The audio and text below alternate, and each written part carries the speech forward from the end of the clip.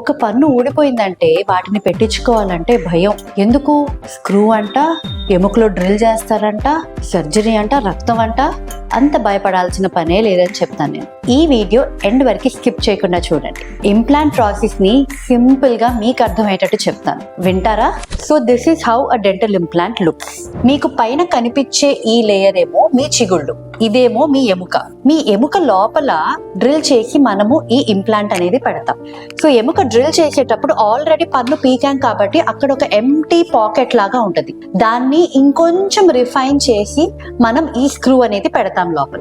ఈ స్క్రూ ఎముకతో కూడుకోవటానికి కనీసం 2.5 నుంచి 3 months పడుతుంది. అది ఎప్పుడైతే ఎముకతో కంప్లీట్ గా కూడుకుంటుందో అప్పుడు మనం పైన ఒక పర్మనెంట్ గా ఉండే క్రౌన్ ఇస్తాము. ఈ స్క్రూ భాగం ఏదైతే ఉంటుందో అది ఎముక లోపలే ఉంటుంది, మీ చిగురు వైపు కూడా కనపడదు. మీ చిగురు పై నుంచి కనిపించేది ఒట్టి ఒక క్యాప్ మాత్రమే.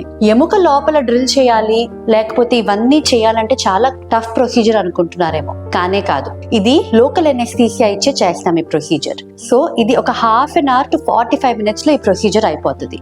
మీరు కంగారు పడాల్సిన అవసరమే లేదు. కాకపోతే ఇది చేయించుకున్న తర్వాత మీరు తీసుకోవాల్సిన తగిన జాగ్రత్తలు మీ డెంటిస్ట్ మీకు వివరిస్తారు.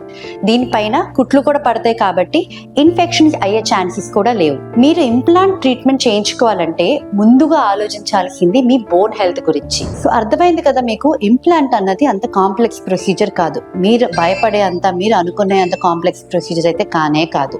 ఇంకెందుకు లేటు, మీ ఫ్యామిలీలో కానీ మీ ఫ్రెండ్స్ లో కానీ ఎవరికైతే ఇంప్లాంట్ ప్రొసీజర్ లేకపోతే డెంటల్ ఇంప్లాంట్స్ వేయించుకోవాలనుకుంటుంటే వాళ్ళకి ఈ వీడియో తప్పకుండా షేర్ చేయండి. Thank you.